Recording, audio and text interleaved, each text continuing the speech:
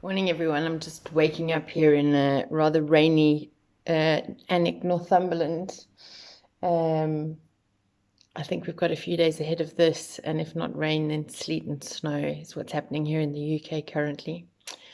So today is day 3 of Permission to Breathe, and I'm just checking in with those that are actually following it to find out how day 2 went. And yesterday I made myself a little journal note. It was one of the things that I encourage you to do if you do want to follow it, just to see what it does for you over the period of 31 days. For those of you just tuning into this morning, the 3rd, the challenge is to start with 1 minute of conscious breathing on the 1st of January, increasing daily by a minute up to 31 minutes on the 31st of January, just to give yourself an opportunity during January 1 to give yourself some space to go inward and to remember what we're really here for on this planet of ours in this strange time, and also just to give yourself some time, to give yourself some space, and to give yourself the opportunity to have those minutes just to yourself. And so in my little journal that I wrote yesterday, I did, all we're doing at the minute is just the in breathing through the nose, breathing out through the nose, just keeping it fairly steady. I realized that my head felt a bit, I felt a bit lightheaded, is what I'd say. And that my mind was wandering all over the place when I was trying to focus on just my breathing. I had so many other things coming into my head about everything, all sorts of things. It wasn't I didn't write it all down because there was too many things when I'd finished. My head had gone. But it felt good, and I'm doing some other breathing techniques, which I'll get to sort of as we go up in the number of minutes we do. Then I'll start showing you some other breathing techniques. And again, I'm not a breathing specialist. I'm an NLP practitioner, timeline therapist, hypnotherapist, and life coach. And this is something that I'm practicing this month to keep me on track, to keep me positive for 2021. And it was just purely an invite to others if you'd like to join me. The other thing that I'd said is that it doesn't have to be, and it can be something else. It can be, for you, it could be singing. For you, it could be dance. For you, it could be anything else that you can consciously do that is specifically your time and allows you time to breathe. Don't forget, when we exercise, we breathe. When we sing, we breathe. Do a bit of yoga, go for a run, give yourself a little bit of time. I'm also doing another challenge, which is 2,000 skips a day through Isagenix, through my friend Julie Dixon Carr. And I'm on day 3 of that today. And I managed some stairs with it last night and felt pretty proud of myself. So sometimes it's just in the accomplishment of it, and always striving for excellence. And I must admit that lately my exercise routine has not been particularly good, never mind excellent. But if we always strive for excellence in everything that we do, that's all we can hope to achieve. So all I'm asking for you is that you do the best that you can with the resources that you have, as we all have different resources, different homes, sometimes with children, sometimes not.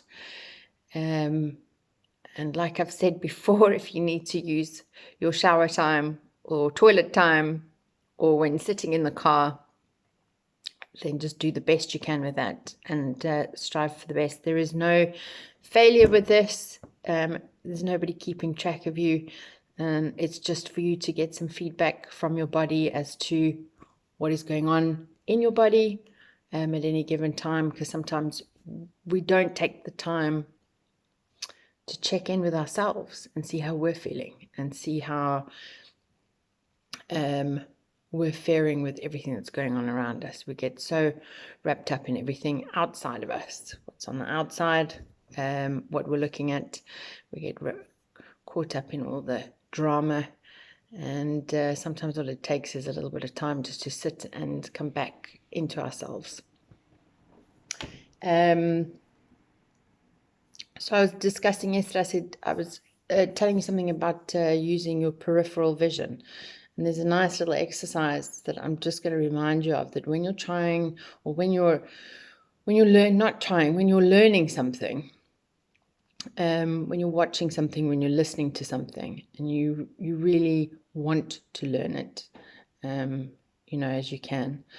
One of the ways to do it, to take in the information, to remember the information, is to go into states of using your peripheral vision. And it's a very easy exercise to do, is to focus on a point up in front of you and just allow your eyes to soften, and allow your vision, instead of being focused straight forward, you can take your fingers and just run them around the side of your face, and see how far back you can actually take them, just by relaxing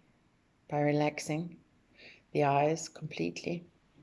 So it's almost a slightly blurred vision in front, but your vision picks up what is on the periphery.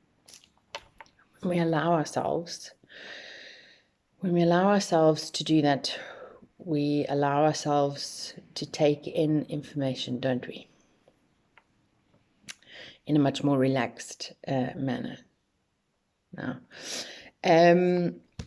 so just a little story from yesterday, as I do with these posts. I'm currently watching.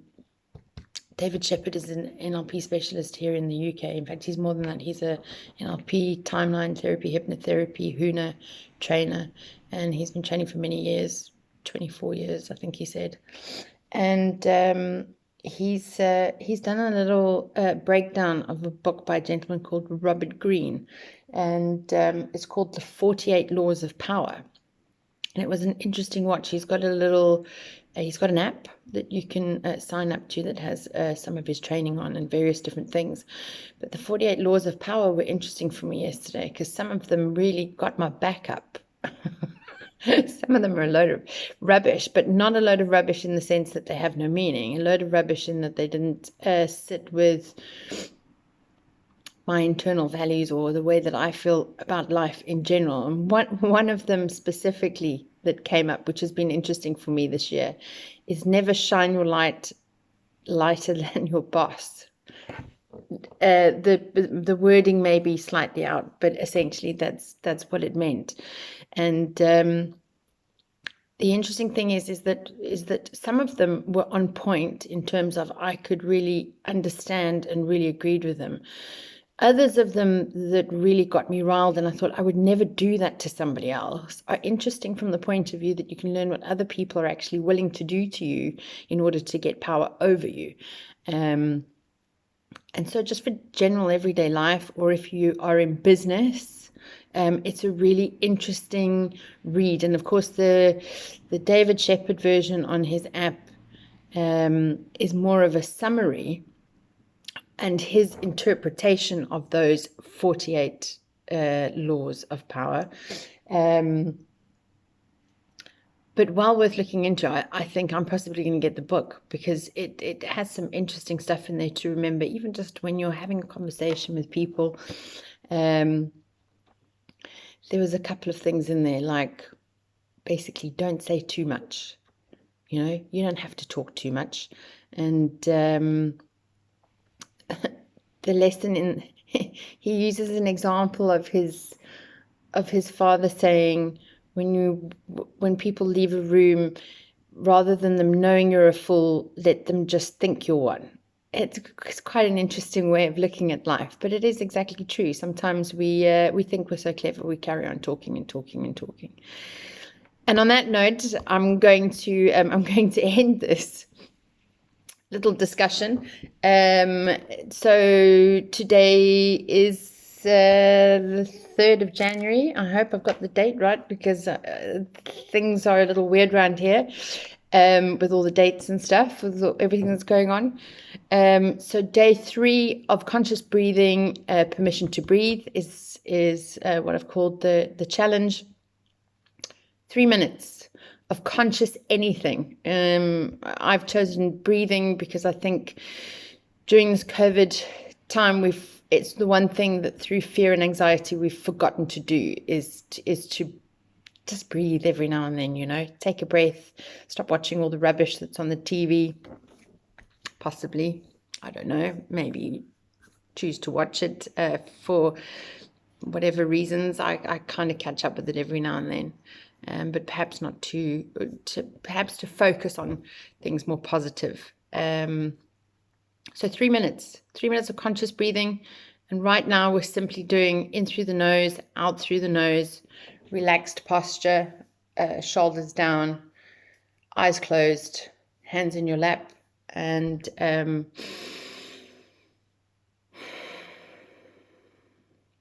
just let your mind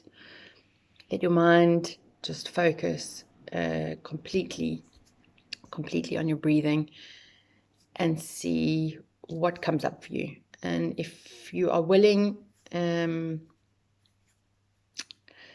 can be useful to write a journal and see what comes up for you now, and give yourself a little bit of time.